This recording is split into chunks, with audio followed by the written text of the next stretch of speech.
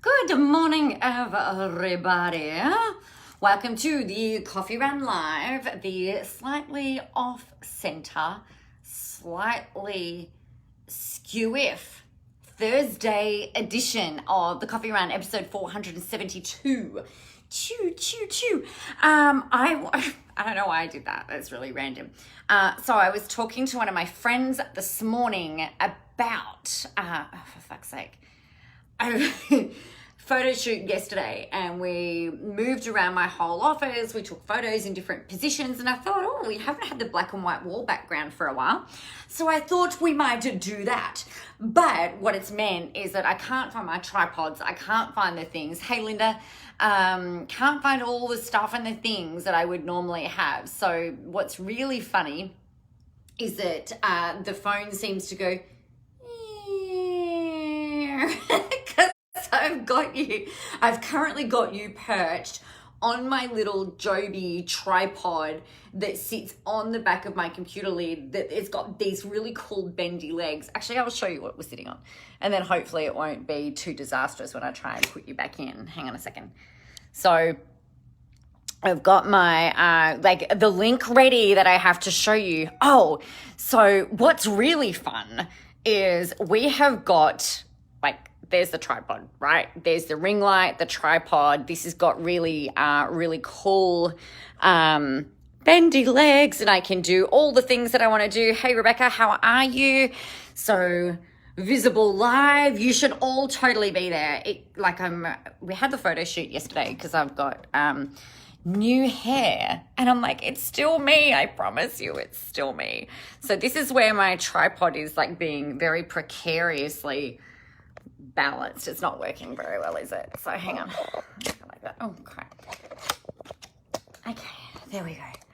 All right, let's see how we go with that. All right, don't move a muscle, everybody. You're gonna keep really still. Don't move, because if we don't move, then we'll just look at Can you guys handle it? I can barely handle it. It's ridiculous. Visible live is where we get your, this is not what I was talking with my friend about earlier today. Visible live is where you get your next 12 to 18 months worth of content sorted. It's very, very exciting. You'll have your positioning nailed, so you stand out from the crowd, and all of those really fantastic, awesome, and amazing things. Maxine, good morning. You booked in this morning to Visible Live. It's so exciting. Oh my gosh, I'm just not going to touch the tripod, and then let's hope that we don't go too badly. So, okay. So what I was talking to my friend about today was about how terrible it is that I can move my face. It's just, this is not okay.com. So please bear with me during the facial movements. I am particularly expressive, and anyway, that's that. That's not actually what I wanted to talk to you about today. What I did want to talk to you about today is a story that I was reminded of when we did our book launch, which was very fun, for Into the Spotlight. Very soft reminder there. If you haven't got your copy of Into the Spotlight, grab one. It is amazing, if I do say so myself. Very, very proud of it. But we did a book launch on Friday night, and I was asked by the very fabulous Jo Muirhead, who has this cheeky way of self-confessed, she said, pushing the bruises in order to be able to help other people. And something that she made a point of, which I thought was really, really important, and I don't probably talk enough about it, is the fact that, you know, I've kind of got this attitude these days where I'm like, you know what, I'm going to show up, and if you don't like me, then that's fine. I don't really care. If you do like me, then that's really great. There's enough to go around. If you don't like me, that's fine. Go find someone else. I really don't. I mean, I care, but I really don't care. But this is coming from a really deeply ingrained and long-running desire to be liked. Okay, so for me, I have very, very much cared about what other people think about me over the years. I used to have so much shit rolling around in my head, if I'm blunt about it, to the point where even as a younger person, I remember I grew up in Adelaide, and I remember I could go into Myers without feeling too self-conscious, because Myer. But I wouldn't like to go into David Jones, because I felt like all of the people, particularly the the makeup counter people, bless their hearts, who always look so polished, put together, kind of haughty. To me, they seem very unapproachable, and to go into David Jones back in those days, you had to walk past all the makeup counters, and I just used to feel like definitely that I didn't belong, that I shouldn't be there, and that they were all looking at me being like, who are you and why are you here? You don't belong here. I was so caught up in my own head. I was particularly, I guess sometimes these days you might think, well, the way that I would probably look back at it now and go, oh, you'd be pretty self-involved, Nicola. Very self-conscious and things like that. And I really had this deep desire to be approved of by strangers, right? By complete strangers, which seems ridiculous when it's said out loud, but this was all me. And so, but becoming a 30-something-year-old person and starting this world of personal development, professional development, and really having to put myself out there has been really, really interesting. One of the stories that I shared on Friday night was around I did a style and branding training to become a stylist back in 2010. And one of the things that I learned there conceptually on one particular day was that it's not my business what anybody else thinks of me.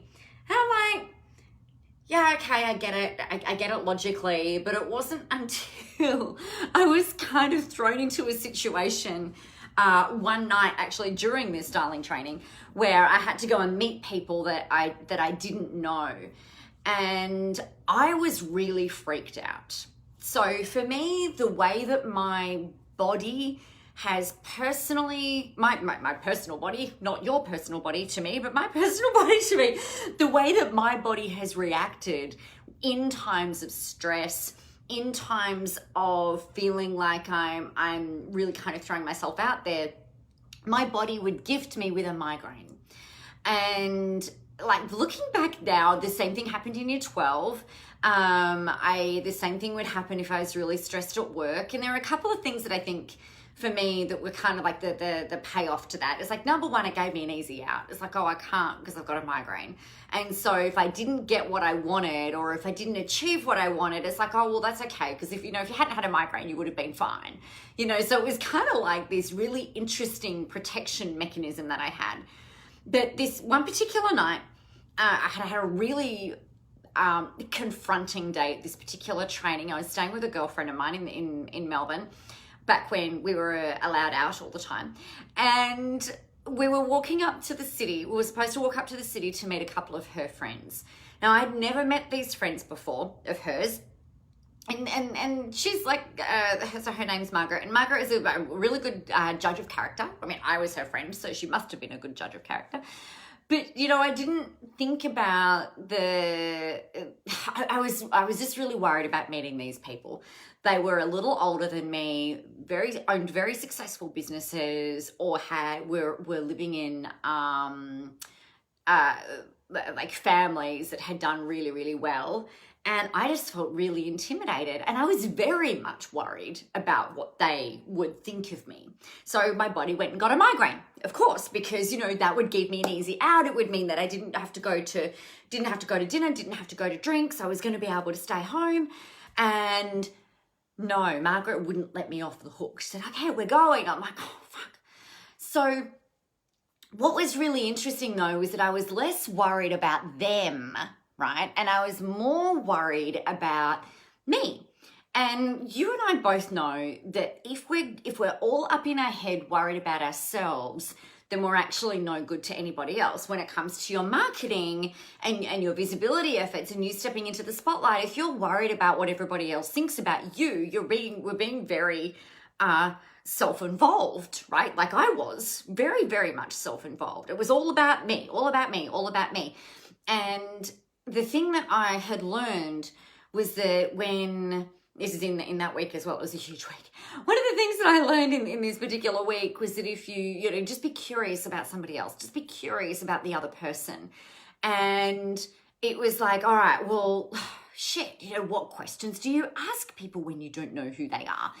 And I had this in my head, this weird kind of belief that because I was from the country and I had been working in corporate, that I should be a certain way, or that I didn't measure up. Actually, that was really the bottom line. I felt like I wasn't going to measure up. Not that we have to measure up to anybody else's standards, right?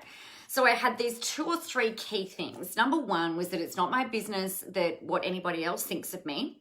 And number 2, just be curious about other people rather than making it all about me, right? So they were really 2 really, really big lessons for me.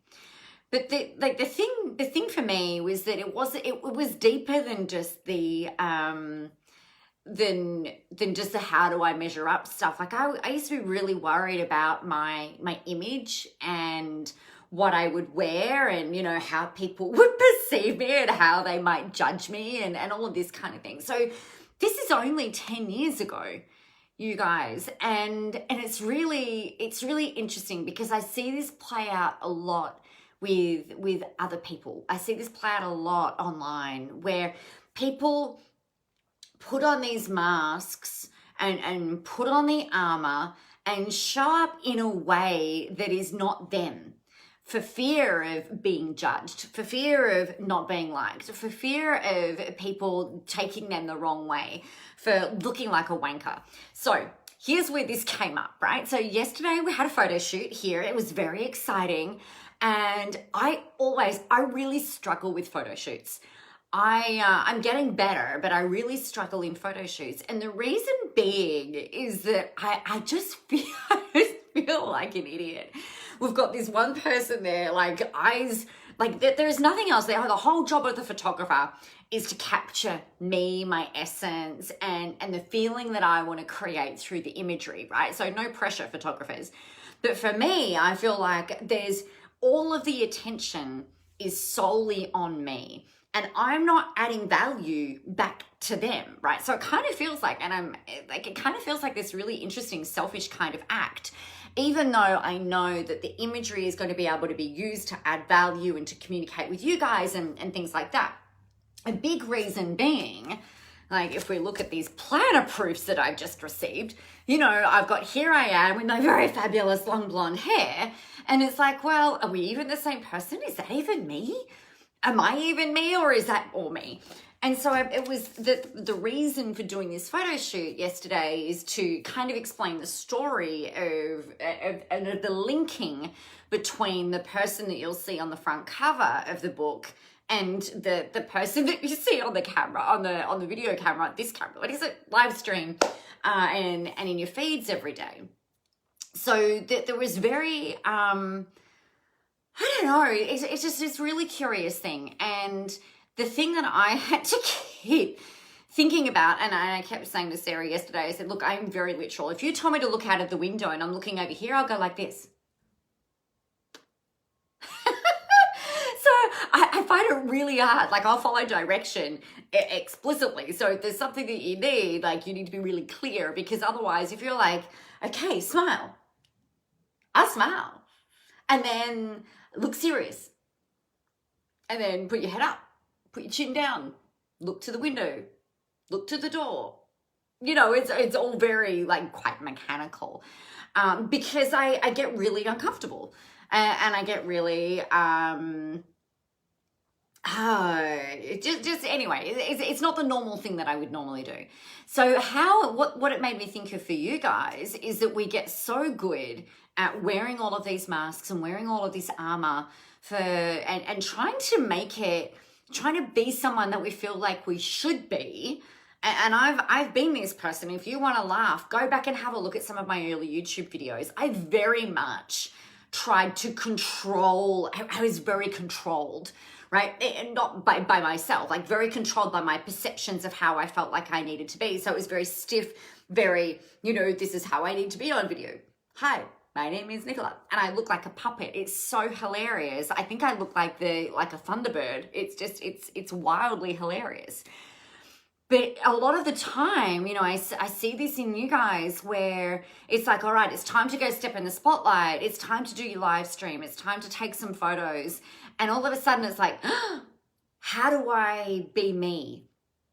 And the best piece of advice that I can ever possibly give you is for you to remember that it's not your business what anybody else thinks about you, that there are going to be people who will like you, there will be people who will love you, there will be people who dislike you, and there will be people who probably have stronger feelings of aversion against you, and that's okay. In fact, it's probably necessary, it's probably needed, because whether you're sitting here trying to be very professional or whether you're kind of like talking with your hands and doing your thing like I tend to do, there will be people who will love you for how you are, and there will be people who don't, and that's okay. But whether you're trying to be all proper and professional and cardboard and rigid, there are still going to be people who don't like you, and there is still going to be people who do like you, right? Now, we all have opinions, I think, positive, negative, or otherwise, about Corona. You all have positive, negative, ambivalent, sitting on the fence opinions about our state premier, about our prime minister, about our medical system, about our legal system, about the bullshit that got rolled out this week around not being able to name the offenders in sexual assaults and things like that, which I think is complete horseshit personally. But everybody tends to have an opinion on this. And whether you share those opinions or whether you show up and be you, no matter what happens, whatever is going on inside your head is nobody else's business but your own. You might sit and look at me and go like, oh, I love your hair. You might sit and look at me going, oh, I fucking hate your hair. You might sit and look at me going like, oh, I don't like this, or I do like this. And really, your opinion, the only thing that no one can ever possibly take away from you is your opinions. Right? And it's not my business what those opinions are. Do you know what I mean? It's like, that's yours and yours alone. And if you wish to communicate them, then that's fine. But I'm not going to not show up. I'm not going to hold back because I'm scared of what people will think about me. You cannot be scared. You can be scared. But know that there will be people who are going to love you. So the fear is actually quite irrational. You're not going to die by turning on your camera and doing a live stream. You're not going to die by booking in a photo shoot and feeling like a dickhead. And I can guarantee you there will be at least, my thing is like, I know that there will be at least 3 photos in there that I can use. Just 3. Out of all of those, there'll be at least 3 photos that I can use. And that's not a reflection of the photographer. That's about what I see in the photos that have been taken, right? And how I want to then use them, because the photographers will see you through a different lens in which you see yourself. I recently did a thing on how to take selfies, which might maybe sounds a little funny, but because I take selfies all the time. But I was like, you know what, I want to get better. I want to take better selfies. And one of the things that was really interesting was that she's also a photographer. She was explaining that the photographer will look through the lens and they've got their perception of how you are and who you are and how you should be portrayed, even through conversation, because like that's their opinion, that's their view of the world, it's their map, it's how they see things. Whereas we see ourselves very differently. Right? We like for me, for instance, like talking about the lack of Botox in my forehead right now. It's like it all just went like boom, on Monday. It's gone, and I think that's because it knew that I was having a photo shoot yesterday, which is very annoying. But my eyelashes have like the 3 eyelashes I have on each eye, they've been able to hang on for dear life. So makes me feel a bit more feminine, which I really like. But, we all see ourselves differently. everybody in our world sees us differently to the way that we see ourselves. And everyone's going to have an opinion. So the best thing that you can ever possibly hang on to is it's not your business what anybody else thinks about you.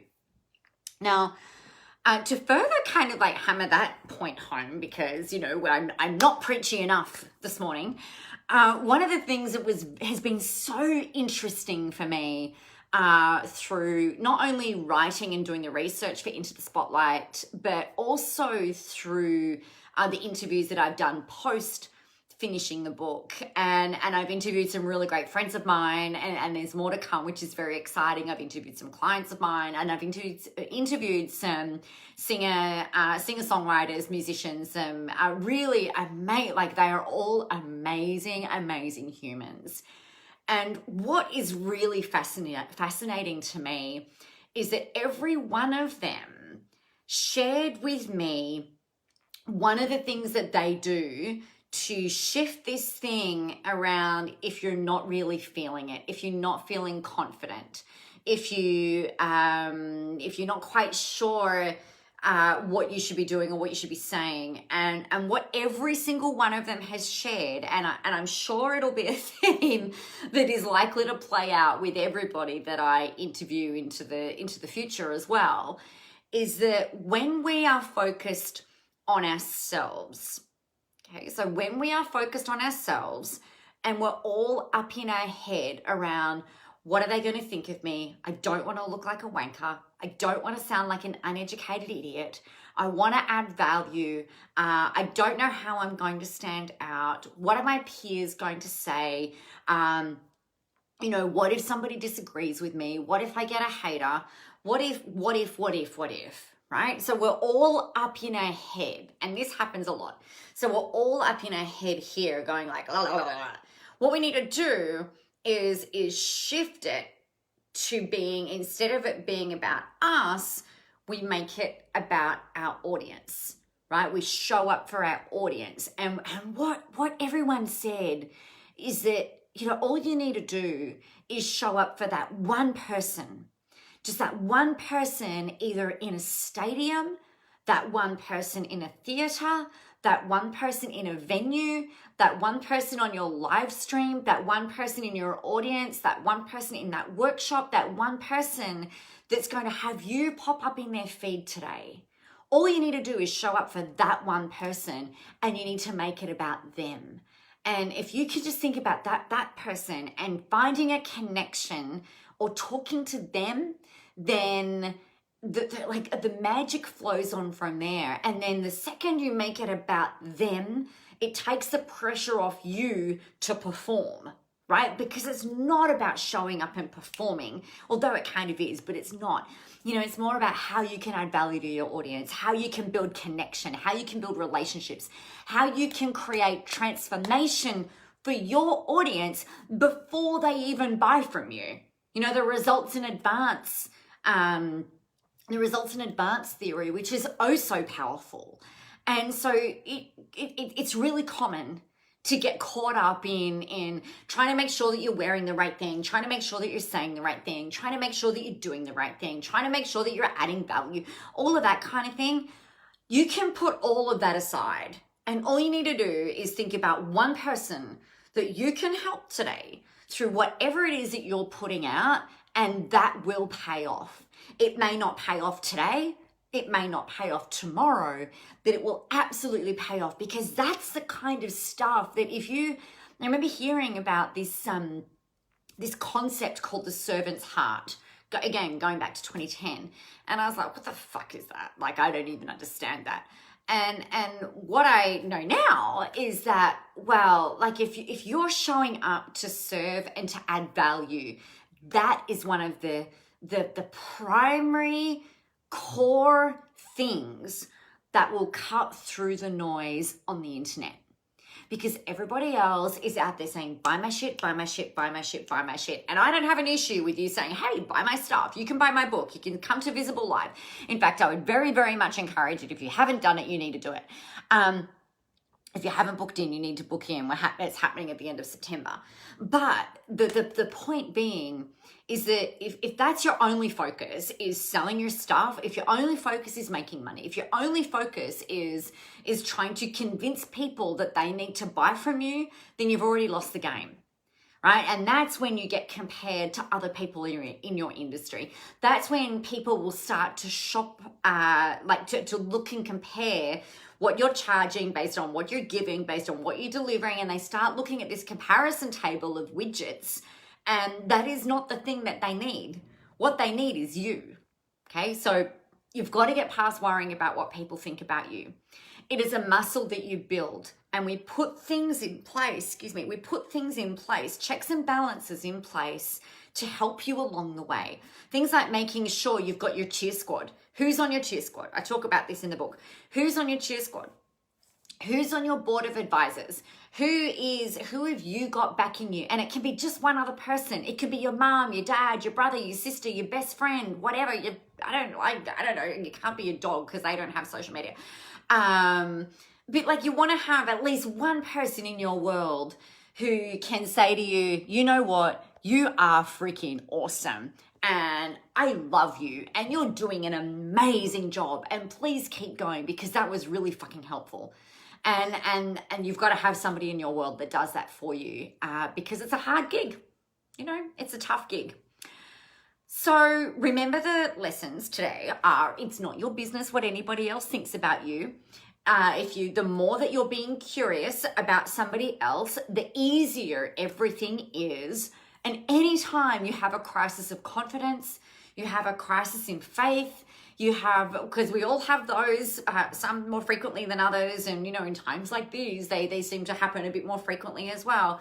But the thing to always remember is this, is that when you're focusing on helping just one person, just find one person that you can help, then the rest will absolutely flow. The rest will follow you. So there you go. So your job today is to get out there, go help some people, to have a whole ton of fun doing it, to be you. Please, for the love of God, be you. Everyone else is taken after all. So you can see the link in the comments for how to come and join Visible Live. If you choose to do that, you can jump onto the website and you can pick up a copy of Into the Spotlight if you need that as well. So get out there, my friends, go and do all of the amazing things. And remember, the world is so freaking ready for your brand of awesomeness. I will see you tomorrow, if not before.